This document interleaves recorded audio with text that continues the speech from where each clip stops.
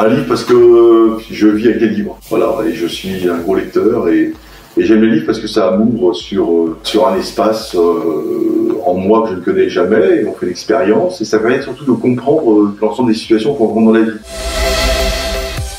Évidemment, dans l'image de loup, c'est un peu cruel et un peu solitaire, parce que l'homme est un loup pour l'homme, etc. Mais moi, je vois plutôt un gentil loup, un loup imaginaire. L'armée des diplômes, parce qu'il y a un côté solennel, et puis il y a un côté où on parle, il y a un côté émotionnel très important. Ça clôt quelque part un parcours pour les étudiants, et pour nous aussi, parce qu'on voit les étudiants qui veulent passer une tranche de vie quand même chez nous.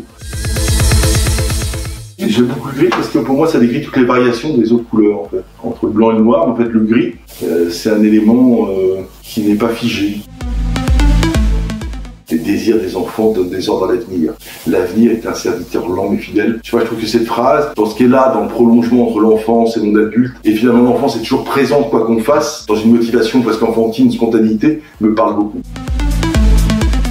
Un paysage enneigé, avec sans doute au loin des brindilles gelées et un petit loup gentil qui passe. Non, j'aime beaucoup la neige, beaucoup un paysage de neige. La civilisation égyptienne. Je ne sais pas pourquoi, parce que dans le symbolisme, ça me parlait. Ce côté humain qui mixe l'animal et l'humain, il y a un côté mystérieux qui m'a toujours fasciné, sans que je ne sois du tout un spécialiste de cette époque. À la limite, je connais beaucoup plus l'époque archaïque, l'époque hellénistique, parce que c'était mes UV en histoire, mais la civilisation égyptienne.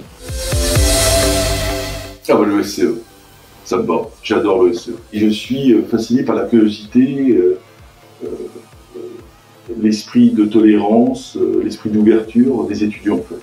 Et en fait, pour moi, c'est une rencontre entre le profil des étudiants qui me parle énormément, parce que je ne pourrais jamais être comme eux, et c'est pour ça que ça me parle tant, parce que je suis assez fasciné par la profession de l'ESE, et puis j'aime cette école parce que j'ai contribué à la développer, à recruter des gens qui y travaillent sur le corps enseignant et l'administration, parce que si je travaille depuis plus de 20 ans, j'ai été très fier d'un événement qui pour moi était très important pour l'ESCE. L'entrée de l'ESCE à la conférence des grandes écoles, un long chemin, un long parcours, et ça a été un accomplissement professionnel par rapport à ce qu'est l'ESCE et cette école, cette belle école méritait bien d'entrer à la conférence des grandes écoles, donc j'étais très fier de l'ESCE, puisque le grade de master, pour moi, symboliquement, c'était important d'être reconnu, que l'ESCE soit reconnu comme une grande école.